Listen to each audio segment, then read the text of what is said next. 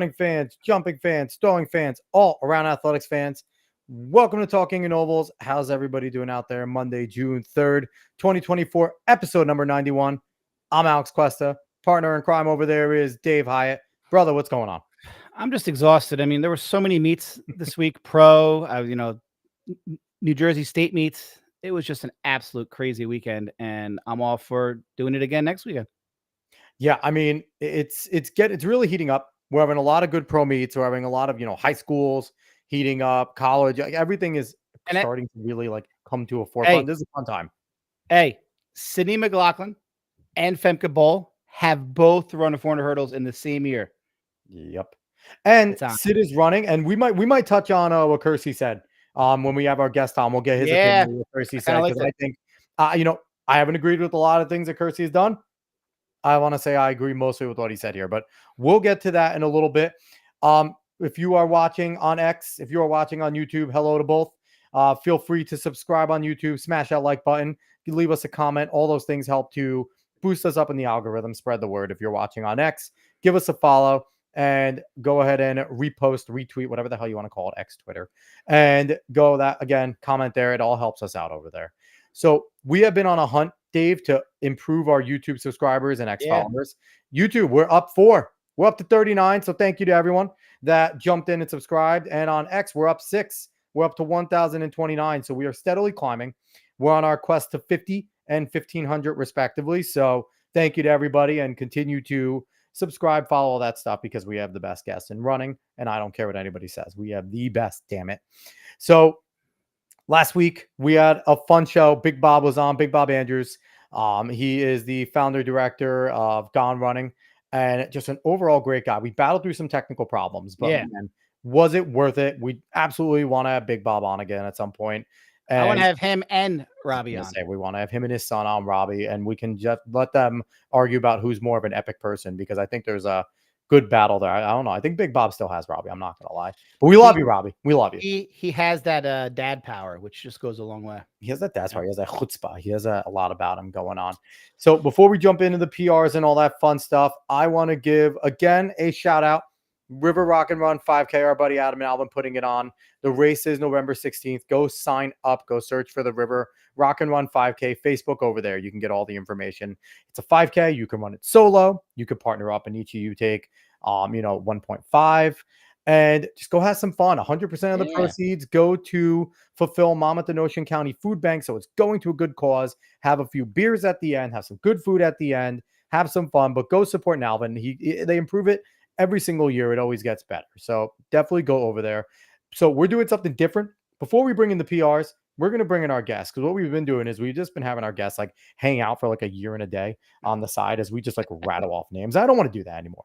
So we're going to bring in our guest, and we are pumped. This is the second time that he's coming on here. And apparently we did something right, because he'll come talk to us goofballs again. But he's someone that after we talked to him the first time, I think Dave and I just started tracking his existence.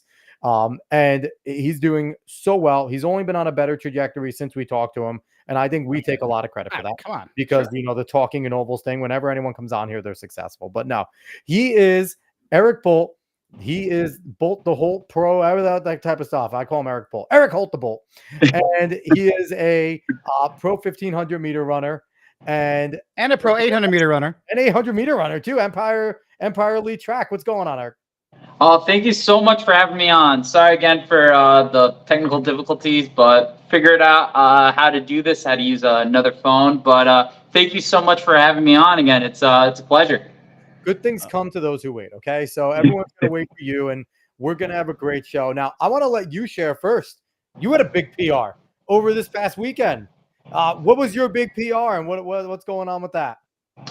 It was great. I was lucky enough to be in the fast heat at the Music City Track Festival in Nashville. Well, technically it was at Middle Tennessee State University.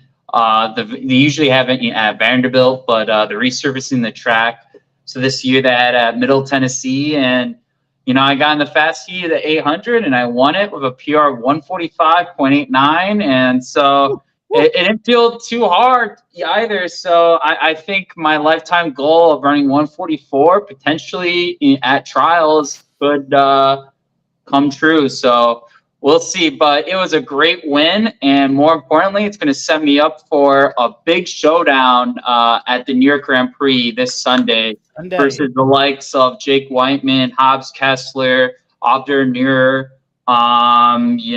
Grant Fisher. So it's going to be a really good race this Sunday, and I'm trying to crush the Olympic standard of 3:33. So, yeah, man. I mean, it was a great weekend, and more importantly, my teammates. We went 1, 2, and 3. So it was awesome.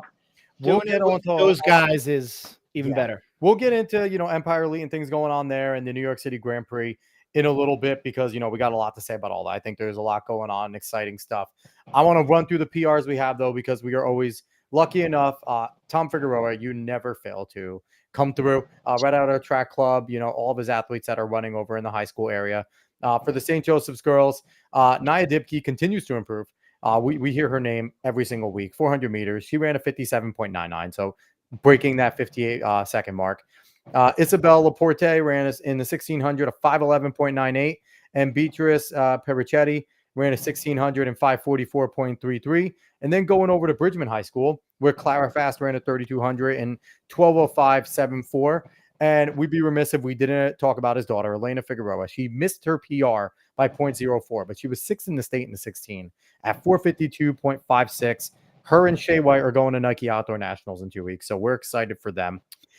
And Dave, do you want to jump in? You'll do one, and then we'll go next. Yeah, I mean, I just where I'm coaching at Manasquan, we had 11 competitors qualify from sectionals to the groups, led by Mia Moore, who is the high jump Central Jersey Group 2 champion. So congrats there. Looking forward to the groups this weekend. Obviously some of our old guests, Westfield, sectional champ, South Brunswick, sectional champ. We got Geiger's guy. Go ahead. Yeah, so I'll jump in. And let's pronounce it correctly this time. Andrew Tadisher. Sorry, Andrew, we've been pronouncing it terribly the whole time. 3,200, ran a 931.13, and Reese Padgett in the high jump, 4 foot 10 inches. And we're going to go down the laundry list. Toms River North boys continue to crush it. Like Westfield guys, just dominant in wherever they go. New Jersey South Group 4 sectional champions. PRs coming your way, 400 meters. Mamadi Diawara, first place in 48.09. 3,200, Greg Alcid and JC McLean. Greg ran a 10:29. JC at 10:45. 400 hurdles. Mordecai Ford took first place in 53.60. Mordecai wasn't done in the high jump. He ties his PR at 6 feet 2 inches for second place. Long jump, a freshman, Jael Hester, wins his first sectional title. Freshman, that's crazy. 22 feet 10 inches in the long jump. And Mordecai Ford comes back again, ties his PR, jumps to 22.3 for third. Then in the discus, Yanni Papanikolas, first place with a 166 feet 6 inch PR. Shot put, Justin K, 49 inch 11 foot PR. 4x100, new school and county record, 41 second .93, just blazing. And earlier in the week, Giles Hester had a PR in the 110s, 14.67. Shuttle hurdles did a 58.31 to break the Ocean County record, and 4x2 set a conference record in the 4x2, 127.44 conference record there. And we'd be remiss. One of our former pros, Justin Stafford, he is now 4th place in the country in hammer through a PR of 75.9 meters. That is 249 feet. So I don't think I missed anyone here. Well, this looked amazing, everybody. One more thing. I just want to give a shout out to, there were 3 boys in the state of New Jersey this week who ran 10.18, 10.21, 10.22 in the 100. And for absolute ridiculous reasons, those 2 of those places did not have a win gauge. So New Jersey is not counting those records, which is the most asinine thing. Get a win gauge. How can you have it at 5 of the 8 sites? Get it everywhere. Give these kids. I mean, these kids would have beat Johan Blake this week. That's how fast that these kids are running. I mean, Johan's older, but still, like 10.18, 10.21, 10.22.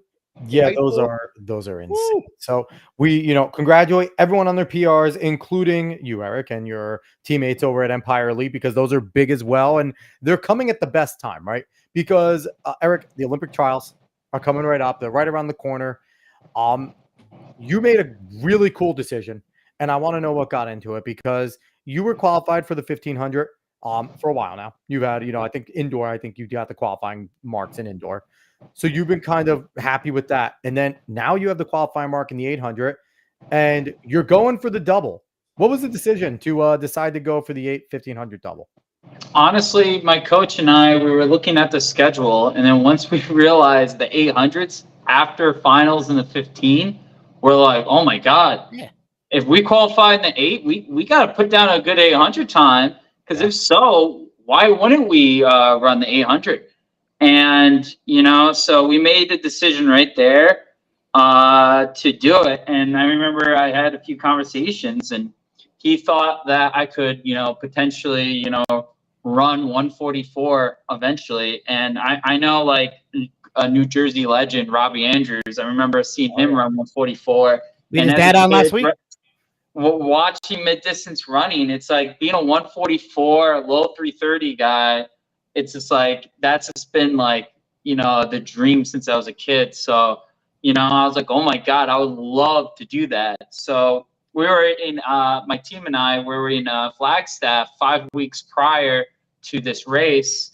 And if you check out Sweat Elite on YouTube, this guy, I think his name's Chris Fox or something, but he did a great job. If you go on Sweat Elite, it's one of their latest videos, Empire Elite. They show us a speed workout we do at 7,000 feet elevation. Woo! And it was brutal. It was 600 and 119, two 400s at 50 seconds, and then another 600 at 119 at all altitude. It was brutal, but after that, I was super confident that I could run 145 and, got it done. And, now I'm officially doubling at trials, and it's so fun. I was like, wow, this is going to be great. It's been a dream of mine. Obviously the goal is to make the 15. That's my best event. But, in case if I don't make the 15, even if I do, I got the 800 to run. And, I really think I have some momentum, and, I'm just very excited for the possibility to, run an insane time in the 800. And like I said, it's my dream one day to run 144, and I think it's a possibility. So I'm 100% going to go for it. And yeah, no, it's been an exciting week, and we've been having a lot of great workouts, and got one more race for trials, and it's going to be a big one. So we're just, a coach and I, we're thinking about a lot of crazy things, but we would like to, unfortunately I'm from New York, so we're trying to get the fastest ever in New York 1500, which is Lopez Lemong at 332. Yep. But we're trying to do that. So we're trying to lay down like an insane time. We'll see. But yeah, no, I'm excited. So it's going to be fun next month. The craziest part about, like, a lot of runners, it's like, untapped potential, you could do it, blah, blah, blah. And that's always the thing, right? As a runner, as a pro, you have to think that way. But you have absolutely no reason not to think that, because over the last 2 years and change, you have just been improving. And, the last time we had you on the show, which I look back, was February of 2023, which is crazy to think it was that long ago. Yeah, it's not like yesterday. Yeah, if anyone wants to go back, I think it's in the 20s somewhere in our episodes. We had Eric on, and if you want to hear about his journey to becoming a pro runner, we covered it all there. Down there, yep. But it's like, it's crazy to think that, like, you're someone that is not only like, I can do it, I know I can, you're legitimately doing it. Every time you step on the track, it's like, it's like rare. Like, it's funny because you'll be disappointed. You'll run a great time. You're like, it wasn't a PR. Like, and it's like, for you're getting so used to running PRs that it's insane to see the potential that you are still tapping into. So for someone like you, it's like, I hear someone like you going like 144 is a dream. And I'm like, why not 143? Like, there's no reason why someone like you, you've been improving. And I think it's something that you do that a lot of individuals don't. You compete every race. Yeah. I don't see you going like, 144 is the goal, AQ for, the qualifier is the goal. But you run the races that you're in, right? You compete in the races that you're in, which is very different than what we see a lot of other athletes do. He's trying to actually win. It's, it's not always about time. It's about winning. Is that an Empire Elite mindset? Is that how you guys are wired? Like, run your races, win your races, the times will come? Because that's kind of what I've always told my athletes when I've coached them. Absolutely. I think what makes our club very unique is we all have chips on our shoulders. And I think because our dream is to be sponsored, You know, unfortunately, like where a lot of us are pretty low on, you know, on the money, but we all believe that we're worthy of being a Oh yeah. sponsored team and sponsored athlete. So I go into this race, and you know, I'm a little angry. I'm like, you know what? You know, I might not be sponsored. You know, we like, for instance, like the trainers I wear, the spikes I wear, I bought them myself. I went on Nike. I paid the $200 for the Nike Victory 2s, and then I went to the shoe store with the orthotics and paid like $180. That's straight out of my pocket. You know, I don't get any of my gear for free. I have to pay for it. And that just motivates me. So when I have these opportunities, I know my coach a lot of times has to go out of pocket for the hotel, you know, the hotel costs and everything. So it's like, listen, you know, we're sacrificing a lot, and we got to show up today. And, you know, it's nothing against these pros, but we're going to show these pros that, hey, we might not be pros, but we're pro at heart, and we're going to come out and rock and roll. So we have like a strong mantra, and we don't take any lightly. You know, we're very enthusiastic. We're like, come on, let's do this. Let's show the world that Empire Elite is deserving of a sponsor, that we're deserved of this attention.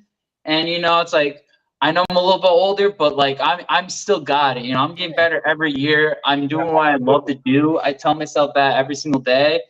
And, you know, I just come out there with a lot of energy. And, you know, I just want to like show people, because even though I do a lot of running for myself, my coach, he's the most passionate person I've ever met. John Trotman. Yeah, this guy is amazing, awesome. amazing guy. He's a legend. He's someone that, coach, if you watch this, you're coming. You're going to be You on gotta here have soon. him on. You're You know, coming. he made the Olympic scene '92. Yeah. This guy Legend. was at 14 years old. He had like all the high school records. He actually beat Jerry Liggreen's 3K high school record of he was 805. Absolute monster. And John he really Troutman got good because he would like push himself like willingly, not because of coach. He's just like, just has that sort of energy, and he's so competitive, and I love it, you know. And he's the type of guy who's like, I'm gonna go bankrupt for you guys. We're gonna like do amazing things. And you know, he was the first coach that had this insane belief in me. You know, even when I didn't have the belief in myself, he was telling me I was gonna run all these times that I've already ran, and then immediately when I run them, he's like, all right, now we got to run 144. Don't be satisfied with 145. Yeah. You got to run 144. Like, you're good enough. You can do it. So it's just awesome. And I think our club just has so much energy. We have so much enthusiasm. And to be honest, we train incredibly hard. I think we honestly train harder than most clubs out there. It's kind of insane. So I have a question. Have you been given any reason why people are not signing up to sponsor you? Because we can't figure it out. Like, we have no, like, is there a reason that is given? Because it doesn't make any logical sense. You have times, you have 351, you're a NACAC champ. Like, what are they saying? Like, I just can't comprehend this. And I'll tell you this, we always pine for you. When we talk about sponsorships, we always start at Empire Elite, Eric Holt. We are constantly saying that you guys are deserving. So you have two guys here in a podcast. That's like the hell. Yeah. I mean, you know, free gear would be incredible. But like we're trying to do it. And I think too, it's like, you know, I did have a situation where someone was gonna offer me a sponsorship. I can't say who or what sponsor. And I remember I went out to dinner to celebrate, and then they told me, yeah, we can't give you the sponsorship or any money whatsoever. And then that was it. And it was very depressing, very sad. And instead of giving up, I allowed that moment in my life to motivate me. And I'm like, I'm going to do it. And I say, I'm going to run so fast that these shoe companies would be crazy not to give me a deal. And so that's been my deal. And honestly, it helps me deal with nervousness, because when I'm nervous, I get almost like angry. I'm like, all right, let's go. Let's show these guys what I'm made out of. And, you know, I'm excited for these big moments. And it was really funny at Penn Relays. Like, I got third. I ran 351. I was close to Nagoose. Yeah. And Olive Oil, and I was like almost mad at myself. I was like, oh man, I could have almost beat those guys. They're the best in the world, But it's moments like that that just show me if I can just, I have what it takes. I do have a lot of insecurities. I weigh like 175, 177, and I'm like, am I too heavy for this sport? But I just tell myself if I just do all the right things, anything can happen, and it's exciting. And it is happening. And that's when you find whenever you run that big time and all these big time sponsors come after you, that's when you find the smallest company that's willing to take a chance on you, and you tell all the big ones to kick rocks. No, I'm kidding. If it's like $1 million versus like $100K, go. Don't do that. Don't do that. but yeah, it would be nice if you had that option, right? To sit there and get the same deal from all these companies and just pick the most obscure one and be like, you know what? Right. So as long as you have good spikes. Yeah. Yes, needs to have good spikes. So I want to ask you, looking at the 1500 for US, do you feel that you're right at the top? Do you give anyone an advantage, or do you feel like you're right there? Because I think you're right there with them. I mean, it's going to be the hardest team maybe to make in years, just because there's so much wonderful talent. Oh, yeah. And don't count out the old guy Centrowitz either. I mean, he's a proven guy who's done. He's back now running 335. So there's so many guys. Like, how do you prepare yourself going into that race, or do you just kind of do what you've been doing? And where do you feel that you fit in with that whole group of guys? I mean, like you said, this is going to be the most competitive stacked U.S. Race in American history. It's probably going to take like a 337 low just to qualify for trials. Like, if you make trials for the 15, you're probably like at least a 354 miler or better. It's that stacked, it's unbelievable. Like, and they're taking 36 guys. Like, it's kind of scary because every year, the bar is raised. The runners are getting better. Runners are training harder. People are understanding what it takes to get better at this sport. And honestly, the hardest part, what I'm most nervous about, is it's all about a smart race. I know if I'm going to make a team, I got to be smart. I got to be on the rail. I got to be relaxed. And my sprint, my final surge, it's got to be my final move. It's got to be very smart and at the right time. And honestly, that's what's going to determine who makes the team. If I can be relaxed up front and really charge home, I feel like I have enough speed in me to make a team. I really do. And, it's tough because it's all about tactics, no matter how good you are. I'm being serious. Anyone, Cole Hocker, Hobbs Kessler, Jaron Goose, they all could not make the team, because at the end of the day, it's more than likely going to be tactical. And no matter how good you are, if you're not in the right spot, the right time with making the move, you're probably not going to make the team. There's so many good runners, and that's what's scary about the 15 is, it's going to be sort of a chess game. It's going to be tactical. No one's going to want to take it out hard. I mean, it could be theoretically, yeah, of course, it could be a really fast. Some people think it'll be a fast race, but it's incredibly unpredictable. But at the end of the day, you got to be in the right position. You got to make the move at the right time. And if you do all of that, you can make a team. But like I said, there is so many favorites out there. Yeah, like you said, you got Centro. He looked really good at LA Grand Prix. Absolutely. There's just so many good runners to name. Honestly, any of the 12 that make the final can make the team. Yeah, I mean, you have Hobbs. You have all these guys who were just, unfortunately at LA, he had to step off because he got tripped up. But I mean, it's gonna be bad, which is why I love how you're saying, yeah, I qualified in the 8, but I'm still going 15, even though the 8 might be an easier route. You're saying, I don't care. I want where it's at. That is the race that is competitive. I'm going for it. Not that the 8 isn't, but that 15, like you said, man, that is a who's who. And honestly, I think qualifying the 8 alleviates a little bit of pressure, because if I was only in the 15, I'm like, oh my God, like my trials is over. Like, I have that sliver of a safety parachute that I'm like, well, obviously I'm going to give it 110%, but I'm not going to be as freaked out because I'm like, oh man, didn't make the team. Well, all right, now all my focus on the 8. So, I mean, it's just good to know that I'm in 2 events. And, you know, the good thing about trials is USATF is great with giving you body work, stretching you out. You know, they have like ice baths, so it's very easy to recover for each race. And because of my work at altitude, I feel like I'm very durable. We've been doing a lot of hard workouts, so I think I'm fit enough to handle all 6 races.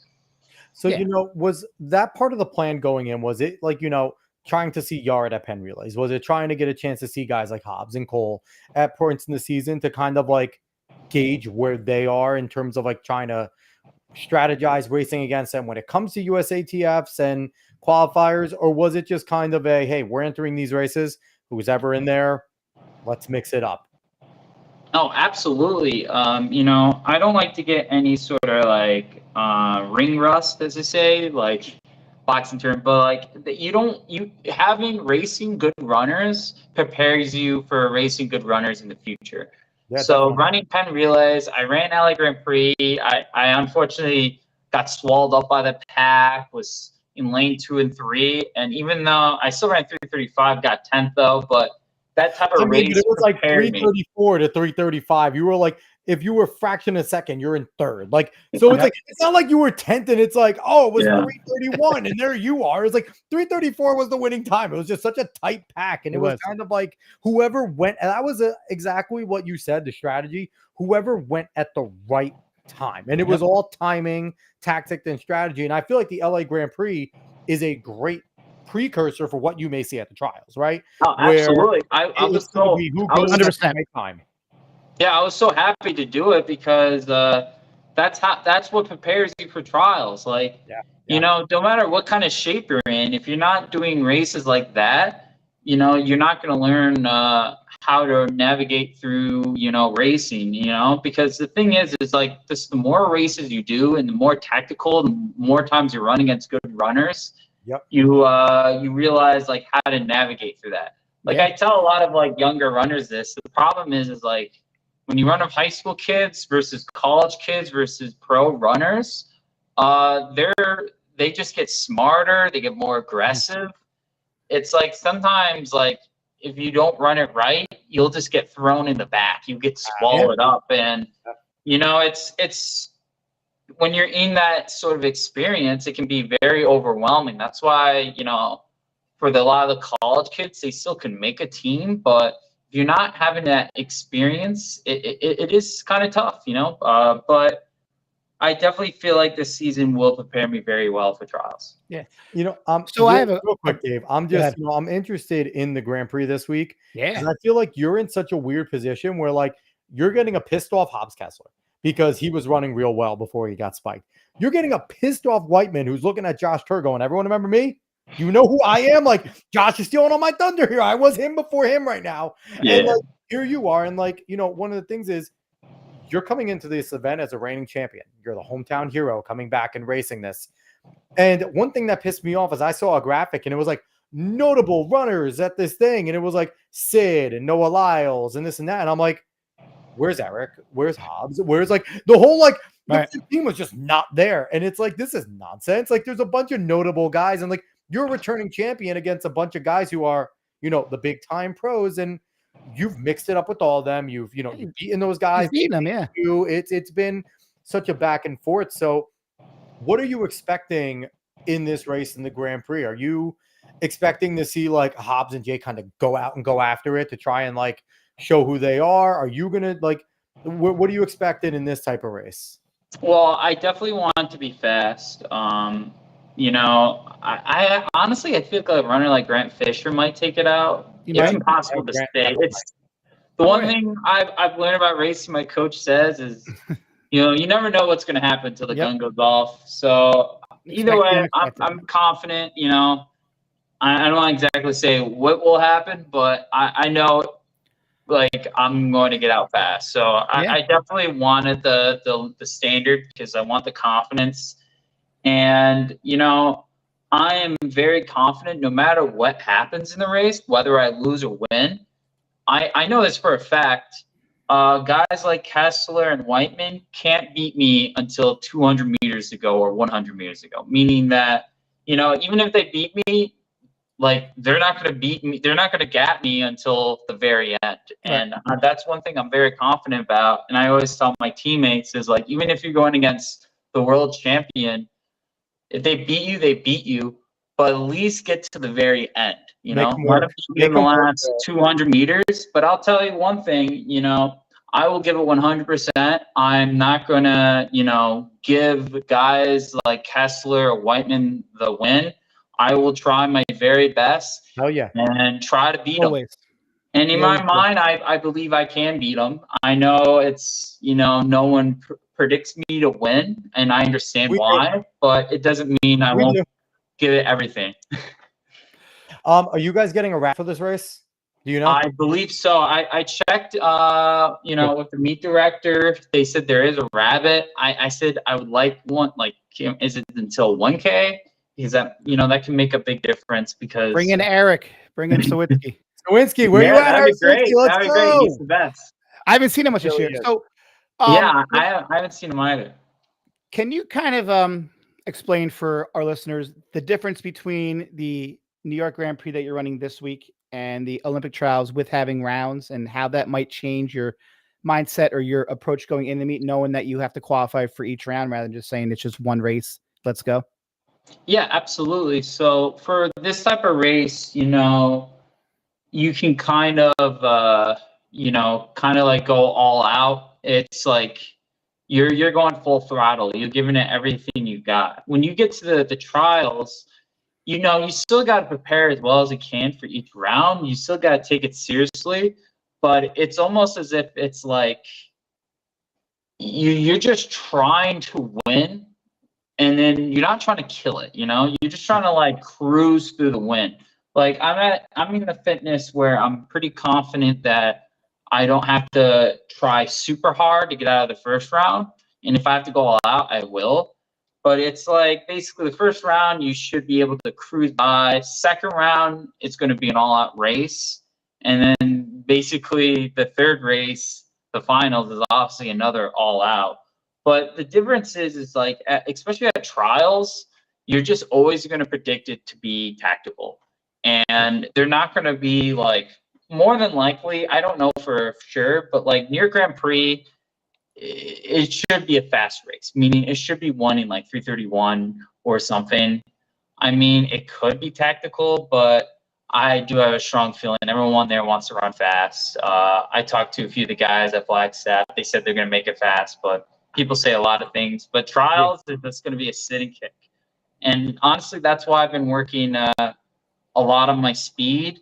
That's why, my coach feels like we got to be in 144 shape to make a team. And that's what I've been working on. And hopefully I can also run that. But when you get into trials, you have 3 races. So that means you have the preliminary, less than 24 hours. You have the second round, and then you get a day off, and then you have the finals. So not only do you have to have a lot of speed, but you got to be in really good shape. Because if you're not doing if you haven't been doing your mileage, if your strength's not that good, you might have to run a really good race, but you might be a little fried by finals.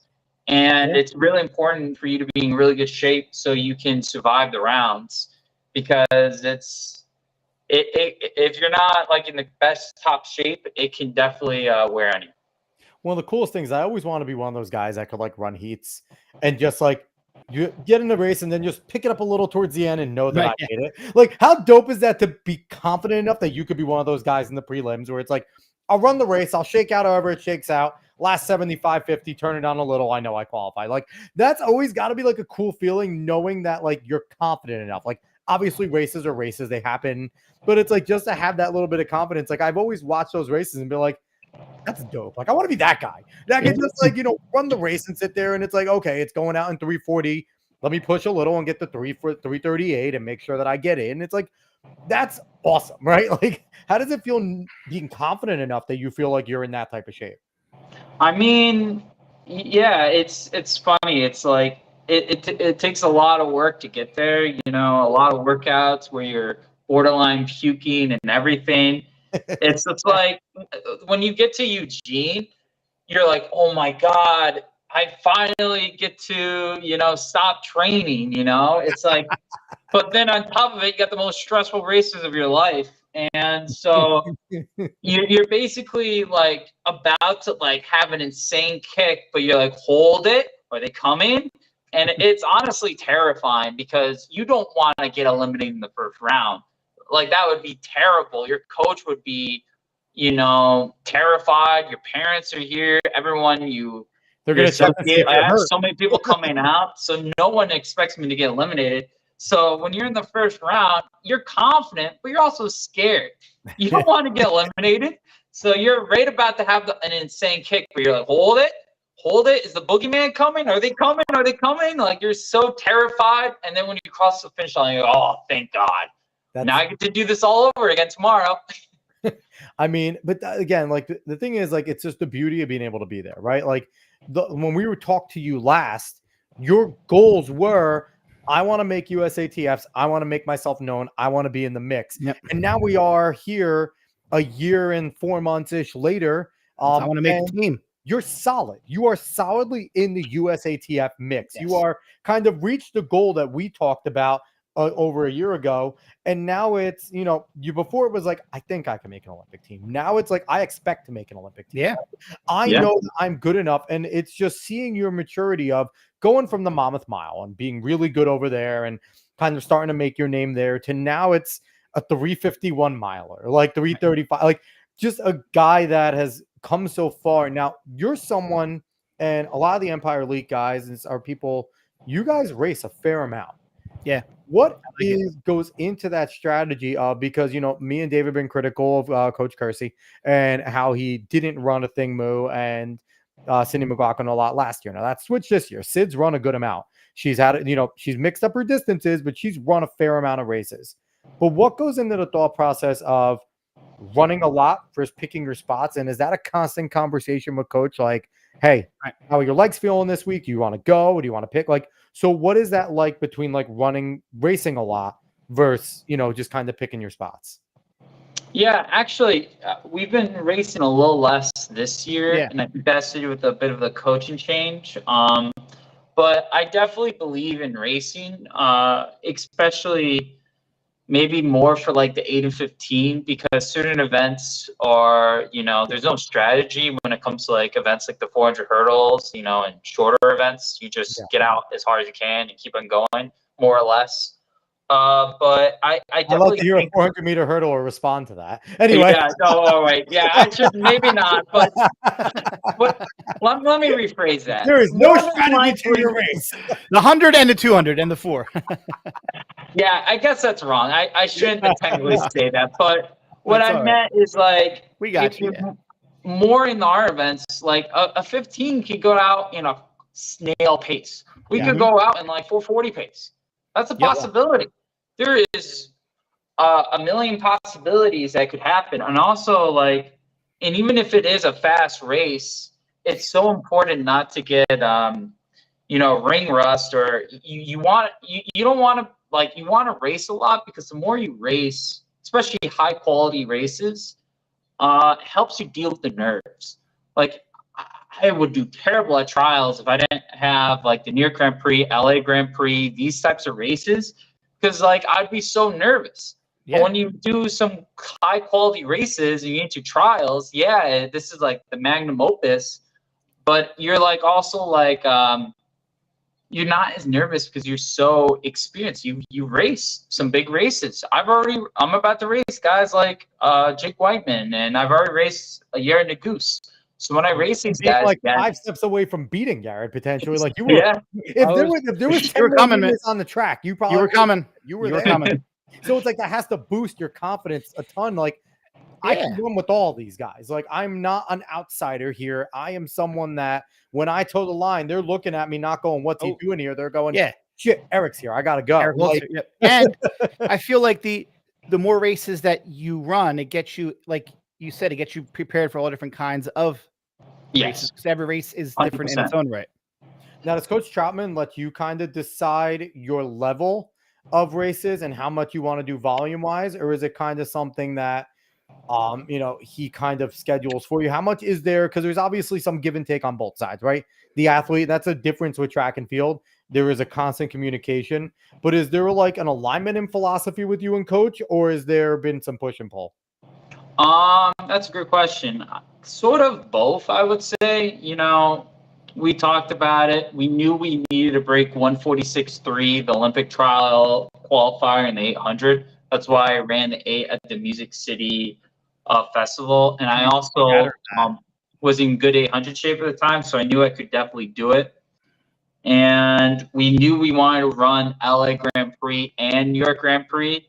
So we kind of had like a few conversations. We knew we wanted to run at least sub 333 this season. So hopefully we do it at New York Grand Prix. Hell yeah. And like we knew we wanted to run Penn relays. And a lot of times when I race with my teammates. So we kind of all have the same sort of schedule. But yeah, it's like basically we just wanted to run the biggest races, in America. So because right now we don't have the budget to go to Europe. So yeah, no, that's been the plan. And we want to have a good solid amount of races to prepare us for trials, because we know it's if you're not racing against a lot of good runners, you might not have the best experience, best confidence, and you won't be as prepared for trials. But I like, other than I did run like Princeton, but like other than that race, every race I would say this season was very high quality. Yeah. So you mentioned racing here in the United States. Bobby Kersey came out recently and tried to answer some questions, because people were like, why doesn't Sid or a thing go over to Europe? And he said, I train United States athletes. There's no reason why they should not be able to race here in the States. Do you see that we're starting to get better meets here in the States where athletes can stay and not have to spend all their time over in Europe? Or do you think there's still a damage? Or do you feel like there's still some sort of distinct advantage to going over there and running against there? Because we feel that if we get top-notch races here, that a lot of the Europeans will come over here to race us. But to me, it has to do with prize money and all that stuff. So do you feel that we are on our way to making that more of a possibility where the top athletes can stay here, or will Europe always be calling for bigger money and things like that? And if we want to see the clip, I don't know, Eric, if you saw the clip or not with Coach Kersey. I have not. Yeah, if we want to just see it real quick, the beauty of what we could do now. Isn't this great? Wow. Eric, aren't we so much better than we were last time? We're so much more prepared. So here's a quick clip of Coach Kersey. It's a minute 28, but I'm not going to play it all. I'm curious how you make the decision about how often they run and the different places that they run throughout the season. Well, I mean, first it's based on health, and then it's just based on, performance in terms of what's needed. And then also just trying to, and I like, with all due respect to Europe, I mean, I like America. I like to race at home as much as possible. I get criticized for not going to Europe, but, I coach United States athletes to put them on, teams. So that's kind of the gist of, what Coach Kersey was saying there. So any response to that, Eric, of, what he said? And do you share that philosophy of, if we can get more guys or more people like Sid and the thing and some of our top athletes to stay home, would we really need to go to Europe? That's a very great point. I'm not the 100% well versed on that. I will say America is getting better. Yes. We're starting to have very solid times within our country. For the longest time, the best times were coming out of the NCAAs. Yep. And we're starting to get like more fans of the sport. I think the biggest deal is having venues and meets in America where we can pack the stands. Because Europe, to be fair, they like the sport a little more. They have easier times packing stands. And we're starting to get more attention to our sport. And, I'm so appreciative of what you guys do, because I know you guys are fans of the sport. Yes, and I think track and field is one of the greatest sports. It's so accessible.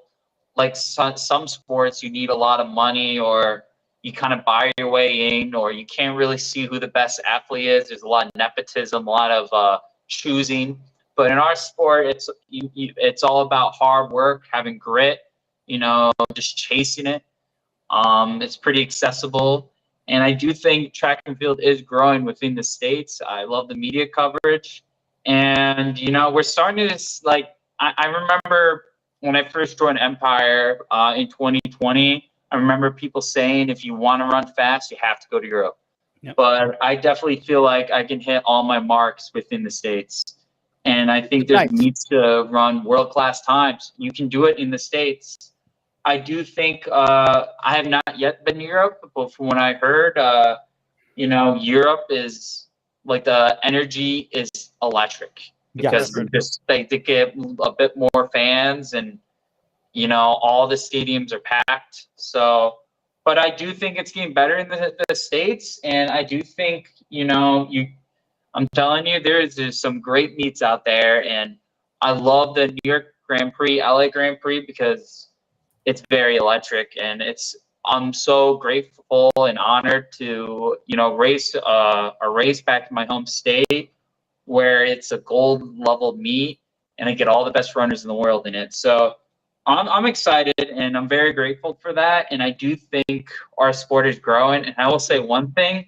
These high school kids are insane. Like every year, it's ridiculous. They're just getting faster and faster. We talked about this last time. Just how crazy it is. Drew Griffiths just dropped. I know when I was a kid, the kids were faster. Faster now.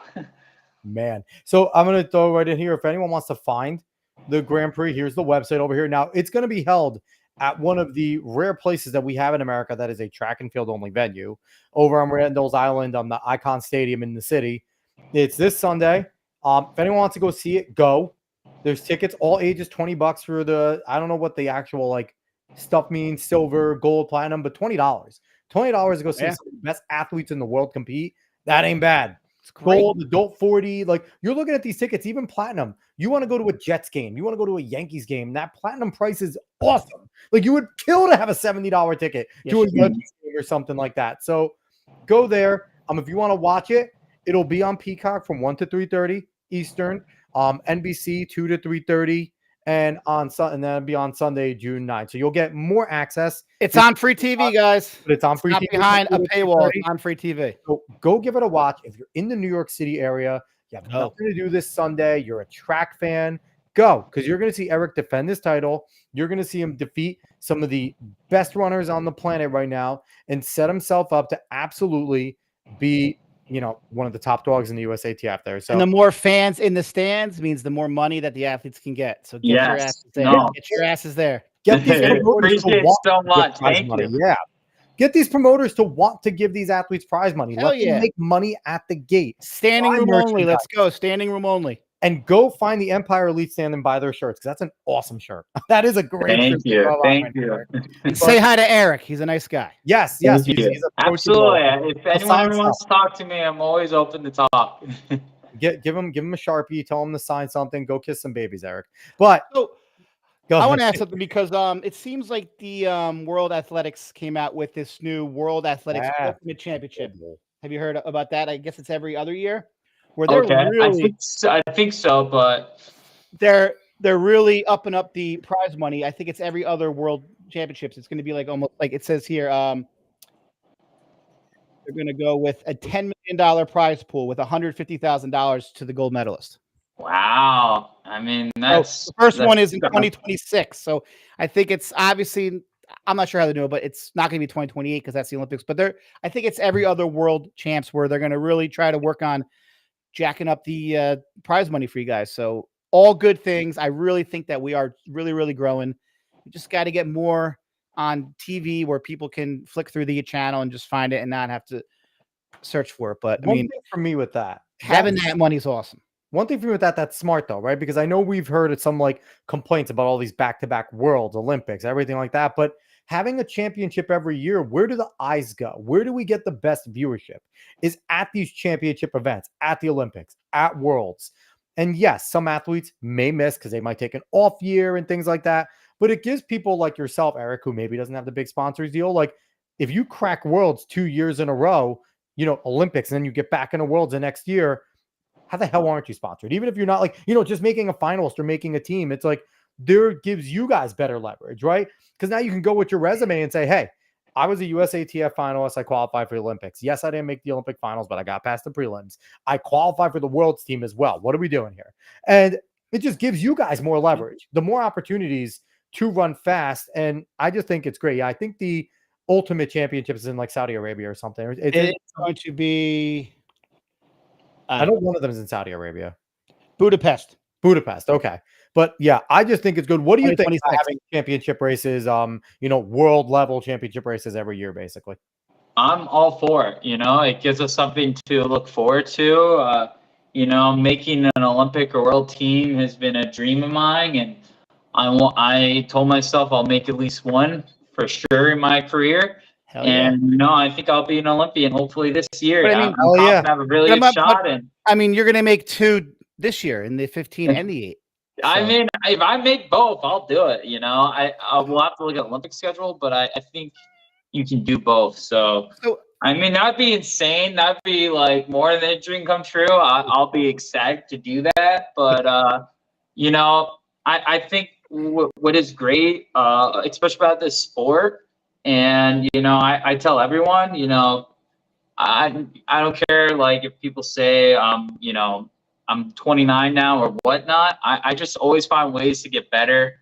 If someone beats me in a sprint, I'm like, oh, Eric, I have more foot speed than you. I always tell them or tell myself, you have more foot speed than me for now, Right. Yep.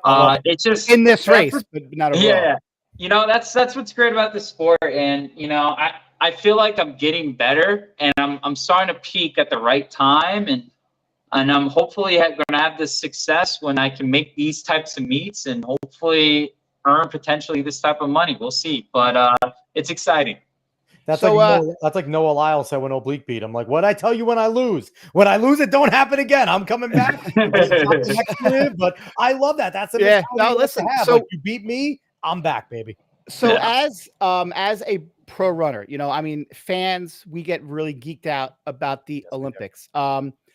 Is there a difference in the athlete's mind frame about the Olympics versus world champs? Do the Olympics have more cachet, or is a world championship just as important to the athlete who's actually going through, who's competing, not from us as fans? We see the Olympics maybe because it's every 4 years, we put it higher, but it's got to be just as cool being in a world championship than it as the Olympics. Unfortunately, I haven't been in either, but I will say on Olympic years, it's kind of, I was talking to my friend about this earlier. You'll see runners that, were really good in 2021, which was an Olympic year, then sucked in 2022, sucked in 2023, and now suddenly are good again in 2024. It's like, geez, all these runners kind of stunk the last couple of years, and then now it's the Olympic year, people just step up, So I do think most runners on Olympic years, they're willing to do the altitude camps. They're willing to push themselves a little bit more, and I do think it is like, for instance, like the last year, it took like a 3:39 to make USA's, and it's looking like it's going to take a 3:37 low to make the trial. Yeah, it's massive. So it is crazy. It's definitely way more competitive on Olympic years, and then I remember when I first made trials in 2021. I will say like, the atmosphere at USA's is totally different on Olympic year. It's just way more intense. There's way more people at Hayward Field. It's just the Olympic year is just like it's something different, People are just like a little sharper, a little better. Yeah. I'll say this. So just some quick strategy for USATF, so you don't have to take it. Coach Troutman's going to be like, don't listen to him. But if you're getting closer to the end of the race and Matt Centrowitz is at your shoulder, run faster. Because that means that he's getting ready to make a move. So if Centro is there, that means that something in the race is going his way. Just go faster and gap that man, because you need to. Because that might be the only advice that I give. If Matt Centrowitz is there late in the race, it's like, well, shit, he feels something. I have to run faster so he does not catch me. I will say I do think he'll make finals, and I agree. Absolutely. He will be a factor. So 100%. So 235 shape, you're going to be a factor. 100%. So here's the thing. So most distance runners that we have talked to are soft-spoken and super nice. I personally can't get enough of the Kerr versus Ingebrigtsen trash talk. I think it's cool. Like, Is that something that other athletes talk about? Like, oh, like they're going at it, and how do you, like? Because to me, it's good for the sport. It might, it's bringing attention. So, sometimes not everything is positive, but I kind of like it because it's something that you would not normally see out of that event. You most likely see it out of like sprinters. What do you think about it, or does it have any impact at all? Do you think that it matters, or it's just for entertainment? I will say, personally, a lot of distance runners, especially during the race, there's a lot of runners that don't like each other. I know I've had a feud with runners elbowing me. I felt like playing a little dirty. And so, like, there is like a little bit of beef between some runners. Name names. Let's go. No, I'm not going to name any names, but I will say I know at trials, there's a few guys out there that, I'm always telling my teammates, I'm like, I'll have them elbow me a little bit, but like it's tough because like since I'm a little bigger guy, I don't want to do something to get DQ'd because I might be a little stronger. But it is kind of crazy. Sometimes I'm like, does this runner not like me? Because every time I'm near him, he goes out of my way to elbow me. Like I remember this guy was going to lane 2 or 3 to elbow me, and I was like, dude, what is going on? And like every time I talk to him, I can tell there's a bit of animosity. But there's definitely beefs out there. I think a lot of runners, especially ones that are sponsored or runners like me trying to be sponsored, we try to like not show that to the world because we're always trying to be a walking advertisement. Personally, I don't have any animosity toward other runners, but I know some runners, I believe, don't really like me too much.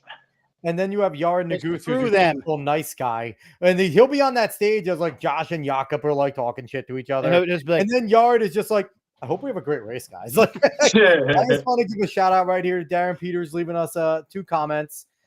This is a question for you, Eric. Have you taken advantage of being a pro runner, 10-5 athlete, by voting on the locations of next year's USATF championships? Oh, I have not, but I'll definitely vote on that because get in touch with Darren. I wouldn't mind, I wouldn't mind the championship being somewhere other than Eugene for a change. We want everyone else. We should maybe hook you up with Matt Ludwig, who we had on here. He's a pole vaulter, and he goes to the meetings, the USATF meetings, and he encourages athletes to go there. And I think if we can get a bigger contingency there, and that's his opinion, there could be some changes. And then Darren came back with another one saying, love the trash talk. So we got a fan of trash talk. We need more of it here. So Darren, thank you so much for the comments. We appreciate it. Thank you for the information. But yeah, Darren, he's an awesome dude. He comments and he has an affiliation some way with USATF. So he would be a good source if we can get you guys potentially together to talk about how you can go and potentially vote there. Because as a pro, you have a say in what goes on there. So I know a lot of the athletes are getting, not that they all say Hayward Field's gorgeous, it's beautiful, but it's a pain in the ass to get to, and it's so expensive to stay out there. So God. It's so expensive. I do think I would love, like, there's like a lot of venues that I think would be great for hosting a USA championship. I just think the problem with Eugene, it's kind of in the middle of the nowhere. It's hard to get to. It's not, it has, like, the thing is, it's just like, I think we've made it like a mecca of track and field. We did. And so everyone feels obligated to have it for like every championship.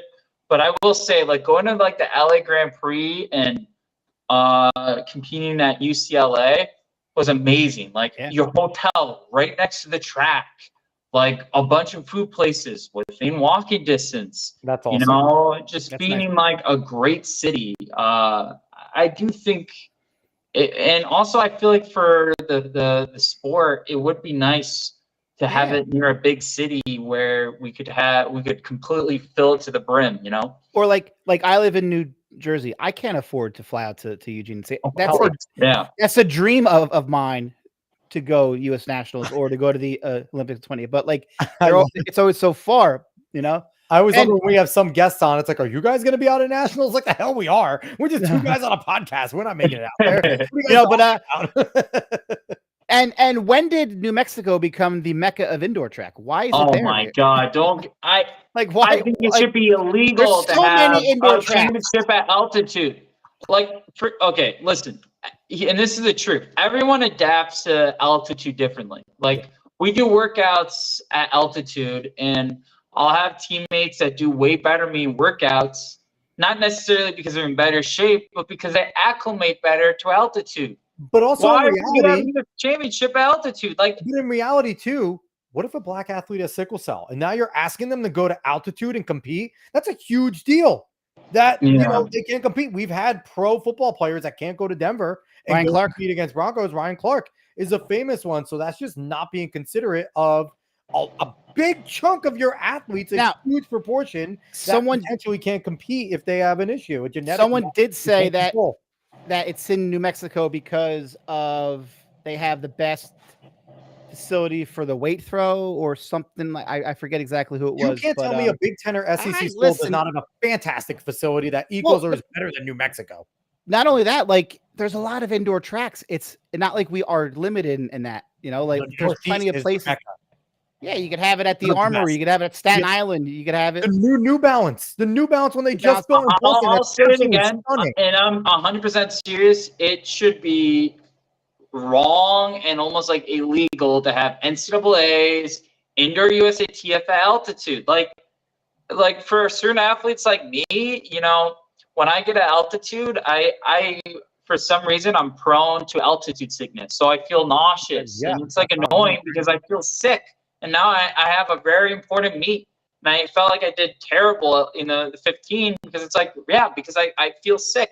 Even when I was training the whole 5 weeks, I felt nauseous. It's like, why are we having a meet where the environment is not suitable for all athletes? And there's so many great venues. Yeah. And I think one thing, if we want to solve the venue of we always talk about on the show, like having just track only venues, right? And it's tough. Why am I going to build a potentially $1 billion thing, hundreds of $1 million, if there's no promise there? So what needs to be done is, if I'm an investor and I'm looking to do this, I need to have a guaranteed platinum meet there, and I need to have guaranteed USATF for a certain number of years. And I feel like if you can get the championships guaranteed there for maybe it's like a 5-year contract, and you could sit there and guarantee that I get a platinum level meet for at least a few years, see if I can sustain it, right? Then someone would be willing to build it. There needs to be promises. No one's just going to go out and build this gorgeous venue and it's like, let me go host a silver level continental or whatever it is, like, and not have the eyes, not have the TV deal, and then lose out to Hayward every year for the USATFs. Like, I feel like there needs to be, USATF needs to give people incentive, right? World Athletics needs to give people incentive to build these. And that also comes with Nike, with Puma, with New Balance, with Hoka, with all these companies. Like, hey, we'll jump in, we'll sponsor, we'll get Peacock and on board. Like, there needs to be a better process. And I think what we've seen over the past, since honestly, Dave, since we started the show, and we have nothing to do with this, but we have seen a huge spike in interest. Oh yeah. Just from, us having the show, like just from what we've seen, there's so many more athletes. There's so much more excitement.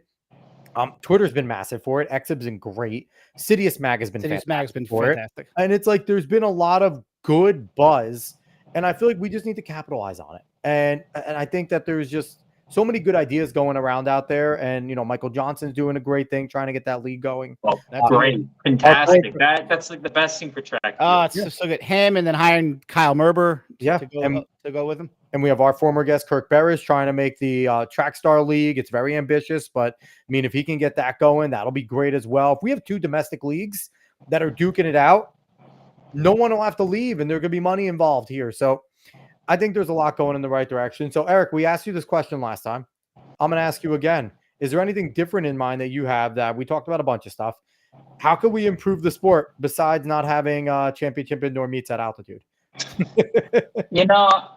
I always say that I think the sport is, beautiful. I think this, I'm pretty sure I heard the statistic that track is the most participated sport in high school. Easily. Track is just one sport that everyone can understand, and it breaks my heart to see horse racing, to see NASCAR bigger than our sport. Yeah. Because I personally think track is way more entertaining than those sports. I know people disagree with me, But I feel like the way this sport is going to prosper is if it can just be seen more. And, you know, I don't know if it's a great idea for things like Flow Track to earn the rights to all the diamond leagues. We talked You about know, this before. I especially don't with like the it. huge paywall, it's too expensive. Yep. The sport needs to be $30 a month seen by the masses, you know, and I think it is important. It's great to have athletes like Singing Malofin and other ones to be so big, like everyone knows who they are. So I think the best way is to have our stars be shown. And, you know, I mean, there's a lot of track athletes that hate each other. So if you want some more beef, I feel like we can show it. But I think like a lot of the individuals are so paranoid and scared because we don't want like sponsors to drop us. So sometimes it's hard for us to really be ourselves because we have to be so professional all the time. Yeah. So I would just say like have the sport show the athlete's personality and you know show everyone what can happen post college, because I think what happens is our sport is so big in high school and college right now, and I think it gets a little, you know, not as seen much outside of that. So I would say pro leagues being set up and allowing the pros just to be seen more by the masses, and then for the sport getting more attention. But I do see some positive things in our sport, like for instance, like all these high school national meets. I just feel like right now there's so many high school kids that are willing to dedicate a big portion of their life to this sport, and that's very inspiring to see. So I just hope like I said, a few things I get nervous. I think this is the one thing I think that needs to be changed is just allowing our meets to be seen by the masses for as little to no money. Like The people need to see Nashville the meet. sport. The Nashville meet's a good example. You run a great race, and I said I try to follow, you know, all of our guests. I try to figure out where you guys are. I had no idea there was a meet at Nashville this weekend. Yeah. It was not televised, and if it was, I have no idea where the hell it was. And it was like it was embarrassing. You're like, yeah, it was on YouTube, maybe. You're like, I ran a great PR in the 8, and I'm like, wait, you raced? Like, what the hell? Like, I knew you had the Grand Prix coming up. I knew trials, but it's like in that, like, I felt shitty because I'm a fan of yours, and I'm like, I wish that I had a better way of like, finding these races. Like I should know like where, like, okay, maybe I wouldn't know that you're there, but Nashville's having a pro race. Most fans would just give up. They'd be like, I can't, like, I'm not going to spend 25 minutes looking for it. Yeah. And no, I agree. I think there needs to be a way where we can showcase all the best meets under one umbrella. How that happens, I'm not sure, but we need to have more accessibility to our sport. And I'm scared that, you know, companies like Flow Track will make the sport too expensive to watch, because that will ultimately hinder and hurt our sport more than anything else. I did see how USATF is coming out with their own YouTube page where they want to put meets on. So that'll help. I mean, even if it's on YouTube, everybody knows how to use YouTube now, so that's fine. Yeah, as long as they advertise it. They don't advertise now, it. They barely as long as they advertise it. Do you think that, you know, obviously we're talking about high school track, college track.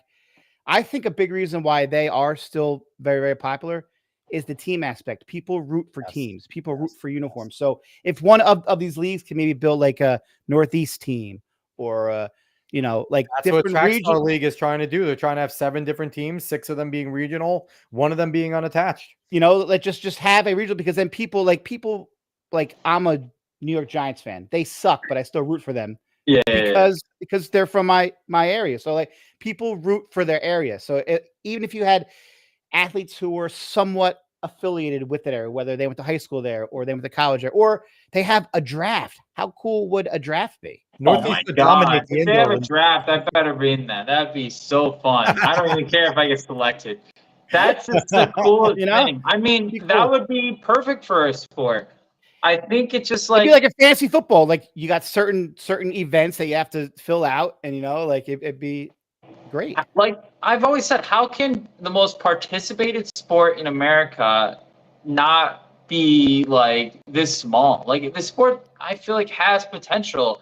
100%. I just think it's It's just a way it's going to be advertised, and I think if the sport can get bigger, it's going to help everyone. You know, it'll just bring more attention, money, and everything.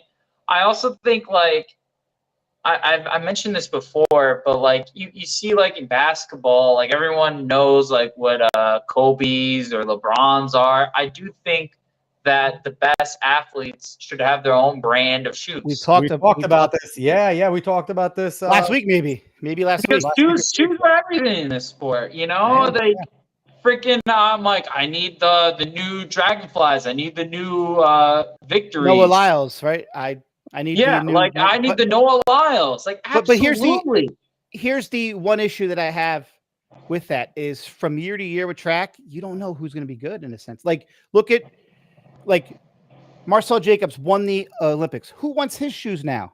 You know, like you know, I'm nothing against him. He ran well last week. He's come back, but it's like it's so different every single year that it's hard to say. Generational. But you don't know Lyles is going to be good. You know, City's going to be good. So like people like that, like you're like Jordan's, you know, the sport. Like Jordan's shoes still sell more than any other shoe, and he hasn't played basketball in 25 years. That's true. I like if Usain Bolt came out with a shoe, like how does Usain Bolt not have a spike? Like if Usain Bolt had a spike, every high schooler would want it.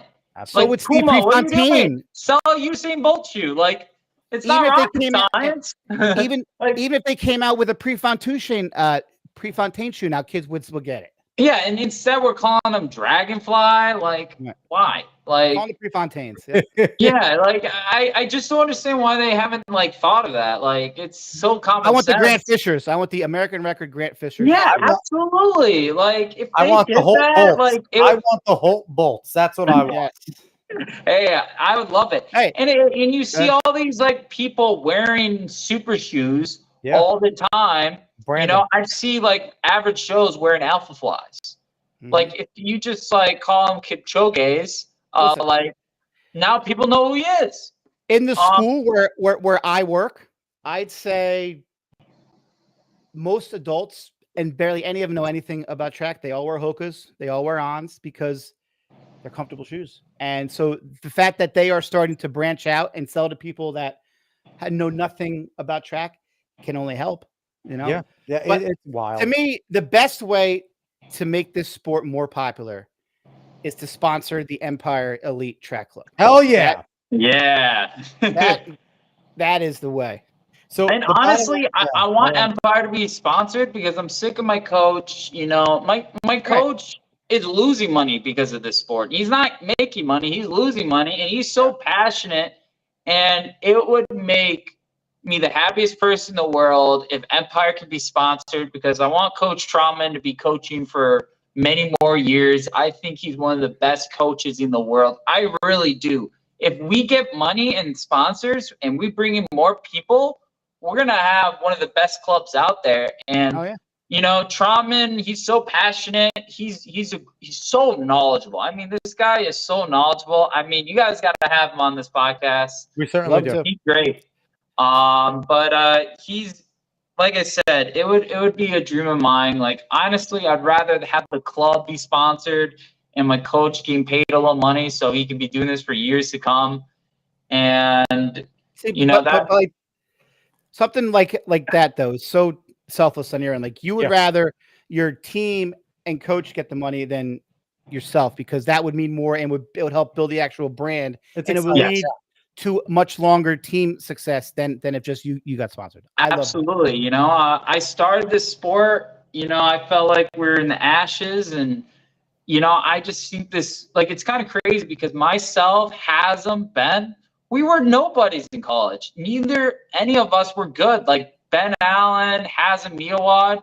Hasm was a New Jersey runner. He only ran 152 in college. And now he just ran 146 low. Ben Allen only ran 408 and like 151. And now he runs 146 low and 352 in the mile. You know, I never broke 4 in college. Now I run 351. Never broke 150. Now I run 145. Like, the reason we have this success is we have a coach that is so passionate about the sport. He doesn't care if he makes money. He just wants to see us do really well. And you know, a guy like that is like, that's why I'm in this sport. That's why I love this. I'm like, this guy is so selfless. You know, he's willing to do what it takes, and he wants us to make the Olympics. He wants us to have success. And that's why I would love this club to have a sponsor, because I think if we did, you know, we would get even better recruits from college. And I think this would be an insane team. I think we can be better than any club in America. And I really do that. I think we could be competitive with On. I love it. I also feel like there's so many rabid track fans in the Northeast area that people would get behind you guys if you were out there more and you had money and you could, you know, advertise and show, like, people would get behind you guys. Hey, there's Eric Holt from Empire, or there's, you know, like there's all these guys, like, just getting that extra boost and that extra notoriety. People would go behind you guys. I mean, I talk to everyone now, like Eric Holt. They're like, he's one of my favorite guys. Yeah, like, everything he has. You're known in the Northeast, man. Like, yeah, I mean, you are well known. You are a bulldog, and people love you. And I'm in Poughkeepsie, so you're like one of our hometown guys over in being awesome. So yeah, and like we all know who you are over here. I appreciate that. And also, like, Empire's in New York City. New York City is the biggest city in America. Yeah. So here's a quick question. Where can people get Empire Elite apparel? Just in case they want to go and support, say, like, you know, right now you don't have a sponsor, but how can we support you guys by, you know, maybe buying some stuff? Because that's a sweet shirt. Where can we go to try and get some apparel out? You know, let me know. I'll try and type up the link on the screen here so people can go, because, you know, that's something that I think would be big for you guys. If, you know, maybe small money things can maybe get you guys, even if it pays for, like, hey, people go buy shirts, that gets you guys maybe a hotel, or maybe helps cover. Yeah, I mean, absolutely. I know we're doing a photo shoot tomorrow and selling more stuff, so stay tuned. But if you just go on Empire Elite Track Club, you can see that we have Empire hoodies, gear. We got a lot of things to sell. You can go on our Instagram, Empire Elite. You know, we do, like, Hasm is actually the one that does our Instagram. He does an unbelievable job. Make sure to check us out on Instagram. You know, just making sure following us, you know, supporting us. But yeah, definitely, if you want, buy our gear. We have unbelievable gear. You can just go on EmpireLead.com or go on our Instagram. Either or, it will definitely show you where to help support us, because, like I said, we're definitely not making any money. You know, it's quite the opposite. The fact that a person who was third at Penn, ran 3:51, has to buy his own freaking shoes just pisses me off.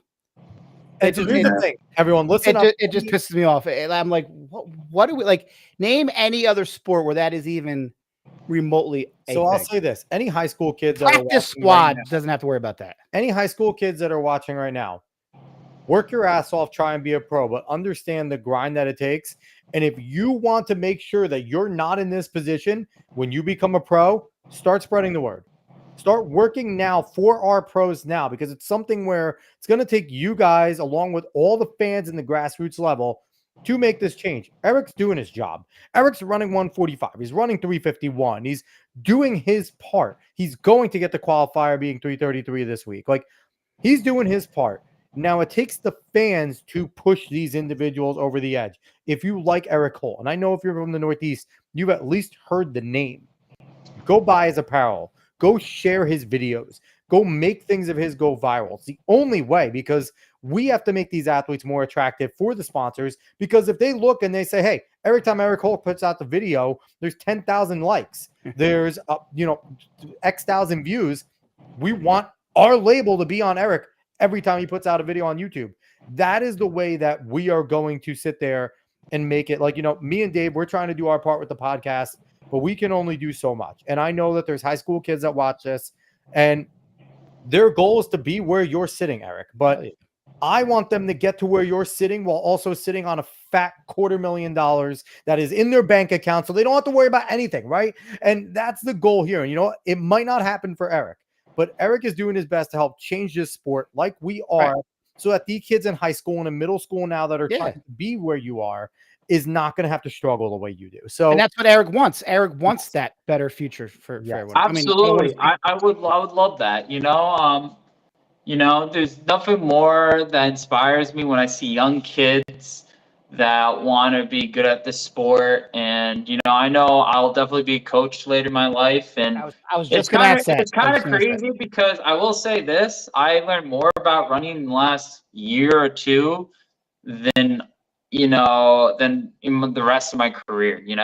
But where do you guys work out? Where do you do your track workouts? We do it at a private high school called Masters. So 2 of our athletes work there as coaches. Therefore, we have permission to use their track.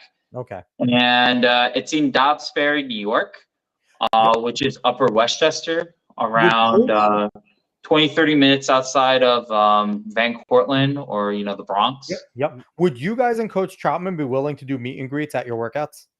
Absolutely. Everyone's welcome. That is something that I think we need to promote. I think you should be putting out your workout schedules. Like, hey, X and X is going to be here. And even if you take it, because we mentioned Clayton all the time on the show, but Clayton Murphy goes to different tracks right after kids at practice and is like, hey, can you do a 226? Can you rabbit me through this? And it's and he gets kids involved. And I feel like that's another way. If our pros would sit there and, obviously maybe call the coach beforehand and be like, hey, a few of our pros want to come and do a hard workout. If any of your athletes want to stay and meet us, we'll be happy to sign. They can watch us do a workout. We can maybe get some of them involved. But I feel like that's another way, it's an extra step that maybe you shouldn't have to take that step. But it's something where, if you meet the person and if they get Eric Holt signed my spikes, there's a fan for life. Figure out where Eric Holt is racing for the rest of my, at least the next year. You know what I mean? Things fade, but you'll get fans that way. And I feel like as long as Coach Troutman is obviously, he knows what he's doing. Always ask coach first. Always ask coach. Absolutely, things. But I just feel like we need to be, and track people are some of the most excluded people. We don't want anyone to know what we're doing for the most part. We're very much like that. But I mean, I feel like we need to get outside the box here because the more younger casual fans you can get, and it's even if it's that track kid is oh shit, Eric's going to be at our school this week. Hey, dude, I know you're not on the team, but you want to meet a pro athlete? Hang out after school. Come, after practice, come see here. And you'll get some non-track kids watching you be a freak of nature. And it's whoa. He just ran what our 200 guy runs at a meet and he's doing 800 meters. You know what I mean? Those things are big. And as long as coach will be cool with it, I feel like more open houses and more just we'll sign things for you. We are pros. You will see us being successful. I feel like that can only help. Absolutely. No, I agree with everything you said. So that's my soapbox. And now Coach Troutman's listening to this going, Alex, shut up. We're not doing that. But overall, Eric's always a good time having you on. Yeah, absolutely. Thank you guys so much for having me on. You guys definitely should contact John Troutman. He would be a great guest. Give us a hookup. We'll talk later. We're going to have you give us if I recall, he went to Monroe Woodbury, right, for high school? Yes, he did. He went to Monroe Woodbury. He ran 8:05, too, right? Which was a high school record. Yeah. And then he went to Georgetown. He set a world record in the DMR. And more importantly, he made Olympics in '92, winning the Olympic trials in the 5K. Yeah, he was a very legitimate runner. He trained very unorthodox. And he also ran 4:12 in the mile, which at the time was a master's record. I think at 48 years old. I could be wrong. Wow. 4:12 and 48. And most important, crazy enough, I think when he was 45, he weighed 230 pounds at only 5'8". So he let himself go and didn't like his body anymore. So he managed to lose all that weight and run 4:12 in a mile. So there is hope for us, Dave. There's hope for us. Thank you, John. You're not completely washed up. I will say he did that because he's the most insane runner ever. He can just push himself harder than anyone else. And the problem is he sometimes thinks everyone can, but he's great. He's when it comes to making training, no one's better than Troutman. He's a master at making workouts. No, he's certainly a local Northeast legend, but a national legend too. And I mean, look at what he's doing with you guys. Like you said, he's taken a chance on guys that most people wouldn't have. Like you said, you didn't break 4, you didn't break 150. There's no reason why a guy like John Troutman doesn't have a team that's sponsored too. Like, what are we doing, people? He's a market. Like, just do like a commercial of him winning the 5K if you're a sponsor, and boom, this is the coach of these guys, and now look what they're doing on the national scene. Like, it is written for itself. But there's no reason why Empire shouldn't be like on, because he's a Dathan Ritson type of runner for his time. Yeah, certainly. Absolutely. 100%. So, Dave, anything else before we get out of here? This is awesome. I mean, like, any time that we get to talk to someone, like a lot of our guests who are absolute studs, who were in the Olympics or anything, like they're usually long retired. It's just wonderful to talk to someone who's still in it, who's going for the U.S. trials later on this month. Nothing but the absolute best. We root hard for you. Like if something goes wrong in a race you're in, like I feel it. I feel it. Hurts us. Yeah. But I mean, we haven't had to have that happen much lately because you've been just doing well and you're so consistent and the absolute best, and we are rooting for you big time.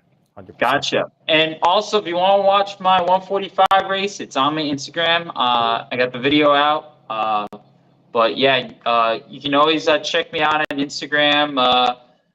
And also just any sort of likes or attention that they just can get my numbers up, and to show that I'm more advertisement friendly is great for me. But thank you so much for having me on. I appreciate it so much.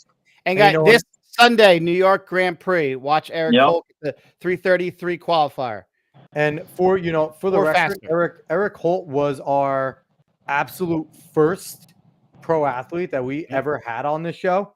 So we are 100% privileged that he's even willing to jump back on with us. And we are grateful. We count Mike Rutt. I guess he was retired at that point, right? But our active pro. Yeah, he was retired at the time. He was our first ever active pro. Mike was obviously the stud of a pro, but he's our first ever active pro. And it's just, a privilege that, one of the goals that we had when we started this show was to have pros on. And it's just an absolute privilege that you jumped on and you're still willing to jump on. And we take all the credit for all your success, because the Talking in Ovals, come on our show, you'll do great things. No. It's like 50% John Troutman, like 50 per. Yeah, there you go. What is it from Anchorman, Sex Panther? We work 60% of the time, every time. I'd go 100% John Troutman. No, 50% John Troutman, 50% Eric Holt. Yes. Yeah, there you go. Well, either way, I would love to be on again.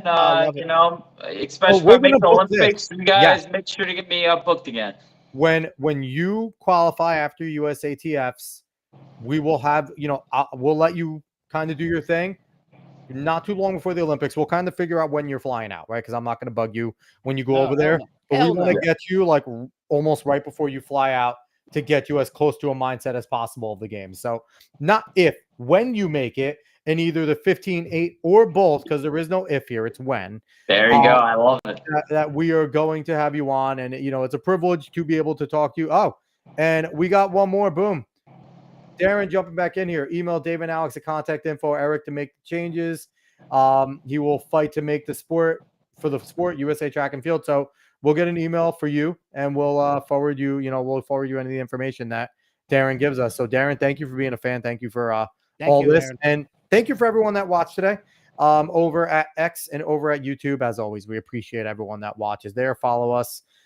Just go search for Talking in Ovals everywhere you are. If you're watching on YouTube, smash that like button. Subscribe to the show if you are watching on X. Thank you. Give us a follow on us over there, and repost this, and absolutely follow Eric on Instagram. You can see it at the bottom there at eholtthebolt. And you can follow Empire Elite